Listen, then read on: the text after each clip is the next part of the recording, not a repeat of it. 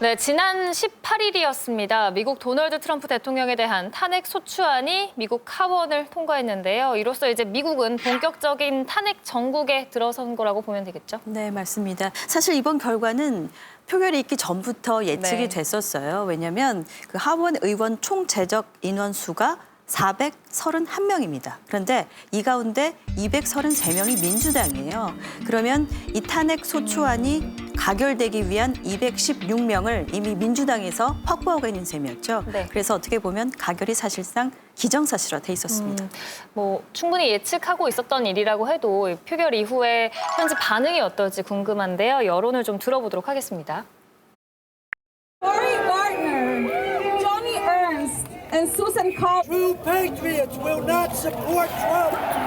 I'm here with the upside down American flag, and that is an old Navy tradition that means we are in distress. What I'm very concerned about is Donald Trump is behaving like a king or like a dictator and thinks he can do whatever he wants, and he's clearly said that. Legal, so she didn't climb over a wall. An H-1B visa.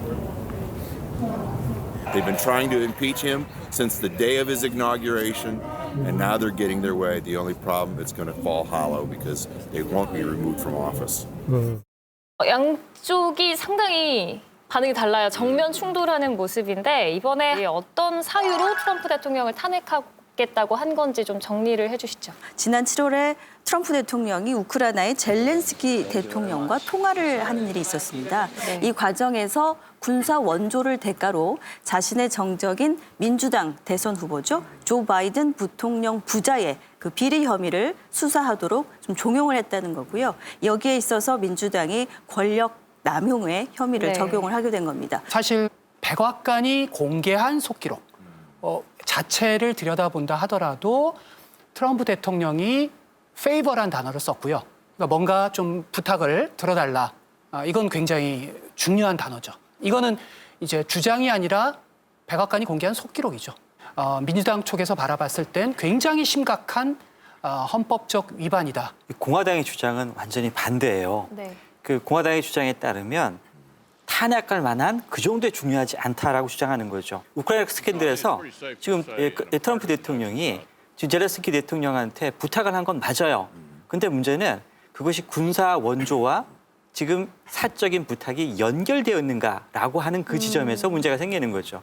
직접적인 증거가 없다는 거예요. 네. 대통령으로서 약간 부적절한 행위를 했지만 이것이 정말 탄핵 사유까지 될 수 있는가에 대해서 생각이 다른 거죠. 사실 도널드 트럼프 대통령의 이번 탄핵이 좀 부당하다고 생각하는 것 같아요. 예, 불만이 얼마나 큰지. This lawless partisan impeachment is a political suicide march for the Democrat Party. They're the ones that should be impeached, every one of them. 강력하게 반응하는 걸 보니까 트럼프 대통령도 압박을 받고 있다 뭐 이런 생각이 드는데 어쨌든 이제 하원을 통과해서 상원으로 넘어갔습니다. 네. 앞으로 어떻게 전개가 될 것 같고 또 어떤 절차가 남았을까요? 네, 말씀하신 대로 이제 하원에서 탄핵 소추안을 가결시켰기 때문에 이제 상원이 탄핵 심판 절차에 들어가게 돼요. 네. 그런데 벌써부터 공화당은 아주 빠른 속도로 이 탄핵안을 부결시킬 것이다. 자신만만하게 공언하고 있거든요. 왜냐하면 이 상원에서 탄핵안이 가결이 되려면 상원 의원 100명 가운데 67명이 찬성을 해야 합니다. 그런데 공화당 의원이 53명이고요. 민주당 의원이 45명이에요.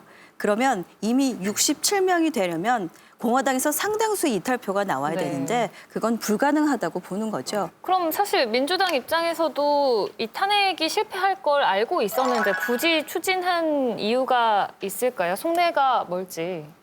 사실 그 펠로시 하원 의장 입장에서는 굉장히 고뇌에 찬 결단이라고 할 수 있어요. 이건 너무나 정치적 리스크가 크니까. 네. 하지만 이것은 정치적 분리, 유불리를 떠나서 이거는 헌법적인 소명을 지키느냐 마느냐, 미국의 앞으로 민주주의를 지키느냐 마느냐라는 문제로 심각하게 인식을 하고 있습니다. 그게 중요한 포인트고요.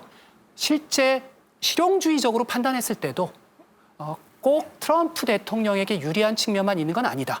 왜냐하면 영원히 역사는 트럼프 대통령을 탄핵을 당한 대통령으로 기억할 겁니다.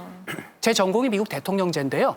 앤드류 존슨이라는 과거 대통령에 대해서 저는 탄핵당한 대통령 이렇게 기억하거든요. 네. 그런 점에서 선거에서 반복적으로 민주당은 1년간 캠페인에서 이 메시지를 반복할 테고요. 어떤 정치적 유불리의 계산에 있어서도 뭐 해볼 만한 게임이다 이런 판단이 들었던 것 같습니다. 그 민주당 입장에서 보면 사실은 이게 역풍을 맞을 가능성도 배제할 수는 없어요.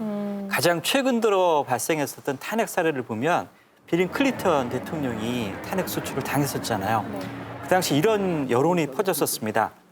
대통령의 성추문은 부인인 힐러리에게 고민이지 미국 국민의 문제는 아니다. 그러니까 이런 여론이 퍼지면서 이 빌 클린턴의 지지자들이 결집을 해버렸거든요. 그러다 보니까 이 공화당이 이 국민들에게 무리하게 탄핵을 진행했다는 비난을 받게 되고 결국 공화당이 다음번 선거에서 패배를 한 그런 기억이 있습니다.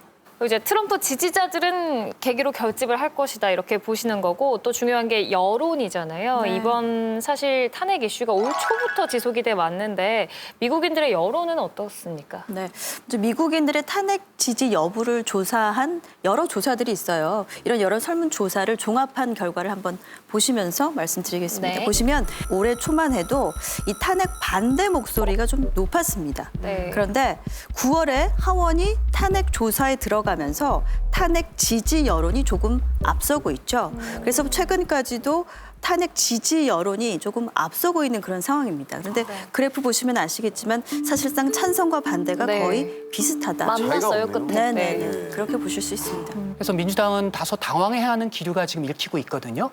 그러니까 생각보다 진영 간의 대결이 팽팽하다라는 것. 저 그래프는 공화당에게 굉장히 좋은 청신호를 주는 신호라고 할 수 있습니다. 네. 미래를 보는 흥미로운 조사 결과들이 지금 나오고 있어요.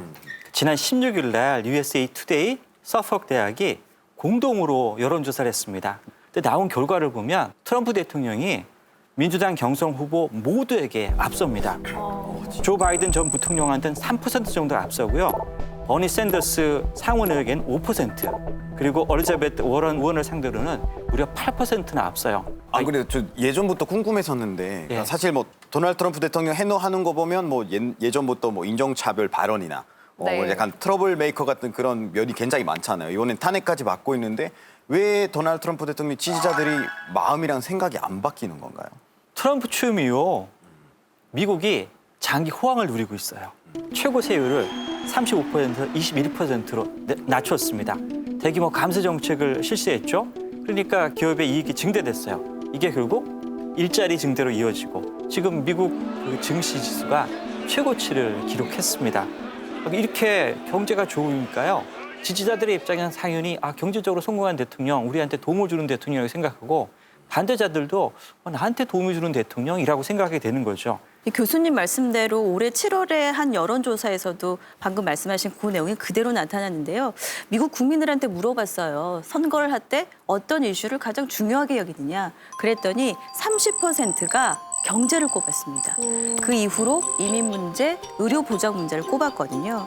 이 여론조사 결과를 어떻게 해석해 볼 수 있냐면 당장 탄핵 같은 정치적 이슈보다는 내 주머니 사정이 중요한 미국민들에게는 경제는 잘 이끌어가고 있는 트럼프 대통령을 굳이 탄핵으로 끌어내릴 필요가 있겠느냐.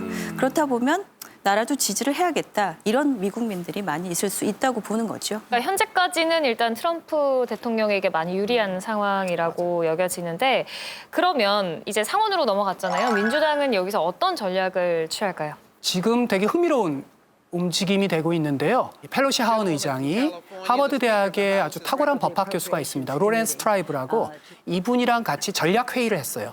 그래서 하원에서 탄핵 소추안이 가결됐지만 상원에 이거를 보내지 말자. 그러니까 어떻게 보면 상원에서 졸속적인 결정을 최대한 막거나 네. 혹은 못 막는다 하더라도 공화당이 얼마나 당파적인 정당인가를 드러내기 위한 수인데 과연 이 수가 성공할지는 좀 지켜봐야 될 것 같습니다. 네, 미국 상원에서의 탄핵안 심리는 내년 1월 초에 시작될 것으로 보입니다. 그 과정이 2달 앞으로 다가온 2020년 미국 경선에 또 어떤 영향을 미칠지 주목해 봐야겠습니다.